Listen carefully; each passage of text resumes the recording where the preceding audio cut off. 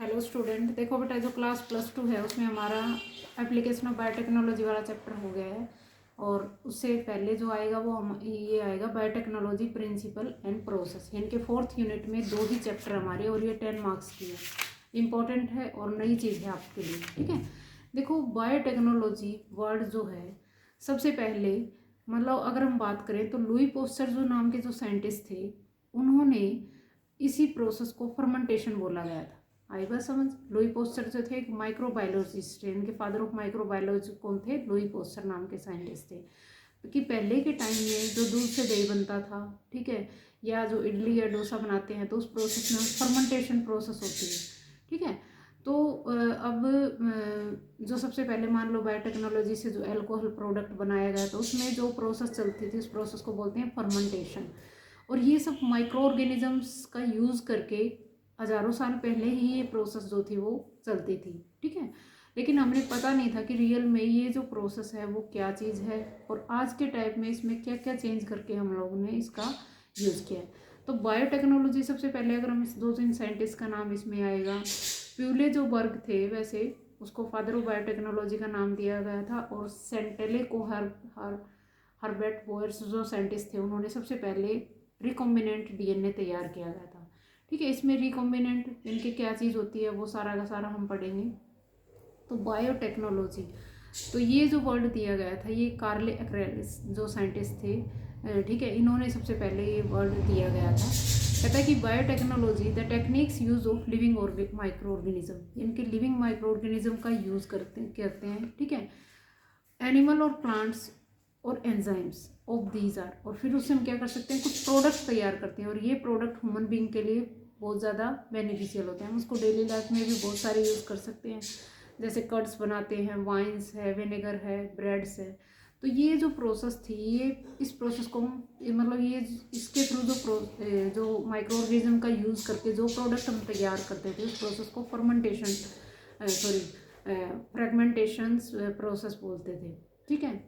Fermentation बोलेंगे इस चीज़ को, ठीक है। तो ये वैसे बायोटेक्नोलॉजी के बारे में इस पहले नहीं पता था, ठीक है। सिर्फ इस चीज़ को फर्मेंटेशन बोल दिया था कि इस प्रोसेस में फर्मेंटेशन प्रोसेस होती है, ठीक है। उसके टाइम में, अब आज मॉडर्न टाइम में इस टेक्निक्स के अंदर हमने कुछ क्या किया, मॉडिफाई कर दिया और इसको हमने modern biotechnology is based on genetic engineering, यानी कि अब ये कुछ जेनेटिक इंजीनियरिंग के ऊपर उसने हम क्या कर दिया, बेस्ड होगी। मतलब जेनेटिक इंजीनियरिंग क्या चीज़ होती है, जिसमें हम जैसे डीएनए का यूज़ करके रिकॉम्बिनेंट डीएनए टेक्नोलॉजी, ठीक है। तो एक डेफिनेशन आप यहाँ से करना और एक डेफिनेशन जो नीचे आएगी पैराडाइजेशंस ऑफ बायोटेक्नोलॉजी के अकॉर्डिंग, ये वाली, ये मॉडर्न और जो ट्रेडिशनल यानी कि पुरानी और जो मॉडर्न मोलिकुलर बायोटेक्निक्स है उन दोनों का यूज़ करके यूरोपियन फेडरेशन ऑफ बायोटेक्नोलॉजी के अंदर डेफिनेशन दी। ये क्या कहता है कि integration of natural science organism, कहता है ये कि नेचुरल साइंस ऑर्गेनिज्म के सेल का कोई पार्ट का यूज़ करके उसको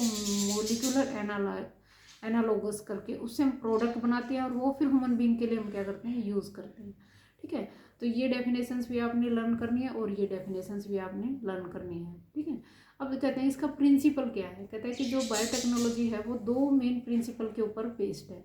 सबसे पहले कहते हैं जेनेटिक इंजीनियरिंग। जेनेटिक इंजीनियरिंग में क्या होता है कि जो रिकॉम्बिनेंट हम प्रोड्यूस करते हैं। अब सबसे पहले आता है रिकॉम्बिनेंट डीएनए क्या चीज़ होती है। देखो रिकॉम्बिनेंट डीएनए एक टेक्निक होती है और इस टेक्निक में हम 2 डिफरेंट ऑर्गेनिज्म का डीएनए लेते हैं और उनसे फिर हम एक नया डीएनए बनाते हैं, उसको हम बोलते हैं रिकॉम्बिनेंट डीएनए, ठीक है। इसमें देखो अब डीएनए और आरएनए हमारी बॉडी में 2 जेनेटिक मटेरियल है। किसी भी ऑर्गेनिज्म के क्या लेंगे, एक जेनेटिक मटेरियल लेंगे, इनके या तो डीएनए लेंगे या आरएनए, ठीक है। वो इंट्रोड्यूस और फिर किसी नए ऑर्गेनिज्म के अंदर हम उसको इंट्रोड्यूस कर देंगे और उससे फिर वो क्या कर सकते हैं कि कुछ डिजायरेबल प्रोडक्ट हम क्या कर सकते हैं, तैयार कर सकते हैं। नेक्स्ट आता है इसमें केमिकल इंजीनियरिंग। अब देखो सबसे पहले जेनेटिक इंजीनियरिंग करेंगे फिर केमिकल इंजीनियरिंग। केमिकल इंजीनियरिंग में क्या होता है कि उस प्रोसेस को हम स्टेरिलाइज करेंगे, यानी कि किसी तरह का कोई भी उसको कंटिमिनेटेड फ्री करेंगे, कोई भी जर्म्स, कोई भी माइक्रोब्स, ठीक है, उसके अंदर ना होए, ठीक है। और जो प्रोडक्ट हमें चाहिए उसको हम एक लार्ज क्वांटिटी में हम क्या कर सकते हैं, उसको प्रोडक्ट को तैयार कर सकते हैं। जैसे हम एंटीबायोटिक बनाते हैं, वैक्सीन बनाते हैं और एंजाइम्स बनाते हैं, ठीक है।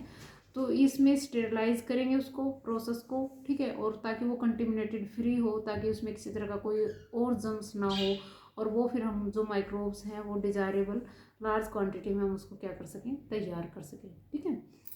उसके बाद अब इसके अंदर कुछ रिकॉम्बिनेंट डीएनए का आपको डेफिनेशंस जैसे यहाँ से भी दे रखे हैं, नीचे भी दे रखी है। अब ये चीज़ें कैसे करते हैं कि सबसे पहले इसमें एक प्रोसेस होती है, ठीक है। अब ये रिकॉम्बिनेंट डीएनए टेक्निक्स की एक प्रोसेस है, रिकॉम्बिनेंट डीएनए टेक्निक्स की क्या है, प्रोसेस है, ठीक है। तो इसके अंदर सबसे पहले कि 3 स्टेप्स होती हैं जब भी आप कुछ जेनेटिक मॉडिफाई ऑर्गेनिज्म तैयार करते हैं। अब जेनेटिक मॉडिफाई ऑर्गेनिज्म क्या चीज़ होती है, ये पहले भी बताया कि किसी भी ऑर्गेनिज्म में जो भी कोई फॉरगन जीन्स हम डालते हैं उसके अंदर जो फिर अब ये जो ट्रांसजेनिक ऑर्गेनिज्म प्रोड्यूस होते हैं इनके जेनेटिक मॉडिफाई ऑर्गेनिजम्स, ठीक है। The new DNA is formed a segment of foreign DNA, यानी कि एक नया डीएनए किसी दूसरे फॉरगन डीएनए के अंदर से जोड़ के उससे जो तैयार किया हमने उसको हम रिकॉम्बिनेंट, और फिर ये हम आर्टिफिशियली उसके अंदर किसी भी ऑर्गेनिज्म के अंदर आर्टिफिशियली जो जीन हमने तैयार करे उसके अंदर हम इंसर्टेड कर देते हैं, यानी कि डाल देते हैं, ठीक है। अब डालने के लिए हमें किसी ना किसी वेक्टर की ज़रूरत होती है, ठीक है। तो बैक्टीरिया भी यूज़ करते हैं, जैसे बैक्टीरिया। तो सबसे पहले अगर हम बैक्टीरिया की बात करेंगे तो सेलमेनो टाइफी ये जो बैक्टीरिया है इसके अंदर हमने क्या किया, इसको एक न्यू रिकॉम्बिनेंट तैयार करने के लिए यूज़ किया गया, ठीक है।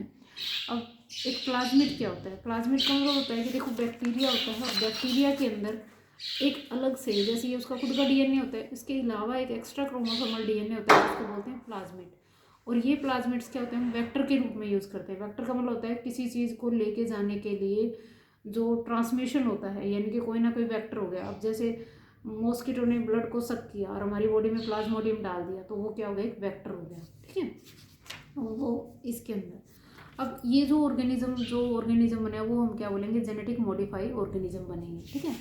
अब देखो इसके अंदर 3 मेन स्टेप्स होते हैं, क्या कि कोई भी जेनेटिक मॉडिफाई ऑर्गेनिज्म अगर हम तैयार करेंगे 3 main steps. Identification of DNA with desirable gene, पहले तो डीएनए को आइडेंटिफाई करेंगे और जो डिजायरेबल जीन है वो देखेंगे उसके अंदर। दूसरा फिर उसको इंट्रोड्यूस करेंगे इन आइडेंटिफाइड डीएनए को किसके अंदर, होस्ट के अंदर।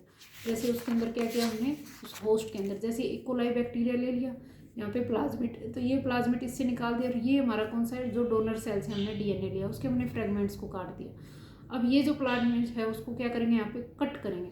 अब कट करने के लिए यहाँ पे सबसे एक इम्पॉर्टेंट चीज़ जो बार बार वर्ड यूज होएगा जिसको बोलेंगे मोलिकुलर सीजर, ठीक है। मोलिकुलर सीजर मतलब यहाँ पे रिकंस्ट्रक्टिव एंडोन्यूक्लियस एक एंजाइम है, रिकंस्ट्रक्टिव एंडोन्यूक्लियस एक एंजाइम है जो कि यहाँ पे इसको मोलिकुलर सीजर का नाम देंगे। ये भी मोस्ट इंपॉर्टेंट है, हर बार इसमें से कुछ ना कुछ पूछा जाता है। अब ये जो मोलिकुलर सीजर है, जैसे नाम का है सीजर, सीजर का मतलब क्या होता है, किसी भी चीज़ को कट करने के लिए यूज़ करते हैं, ठीक है। तो मोलिकुलर सीजर उसको क्या करेगा, मोलिकुलर सीजर से हम उसको क्या करेंगे, कट करेंगे जैसे, ठीक है।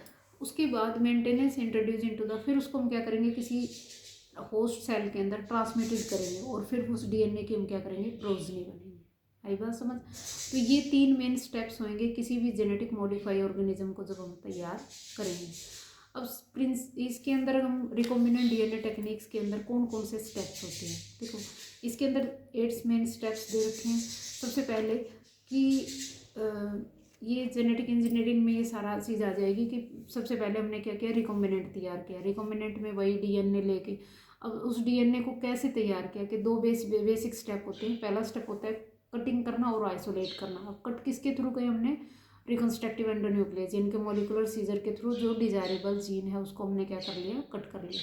फिर उसको हम क्या करेंगे, ज्वाइन भी करेंगे और उसको ट्रांसफ़र करेंगे। ट्रांसफ़र किसके थ्रू करेंगे, किसी वेक्टर के थ्रू करेंगे और फिर उसको एक डीएनए लाइगेज, ये भी एक एंजाइम का नाम है जो कि इंपॉर्टेंट है। लाइगेज ये ग्लू का भी काम करता है, ठीक है। इसको डीएनए लाइगेज को हम एक ग्लू का भी नाम देते हैं, ठीक है। अब इससे जो डीएनए हमने किसी फॉरगन ऑर्गेनिज्म के अंदर जो जीन इंसर्टेड कर दिए और उनको क्या कर दिया, यहाँ पे ज्वाइंट भी कर दिया, इससे जो ऑर्गेनिज्म बन गया वो हमारा क्या कहेंगे, जेनेटिक मॉडिफाई ऑर्गेनिज्म तैयार हो गया, ठीक है।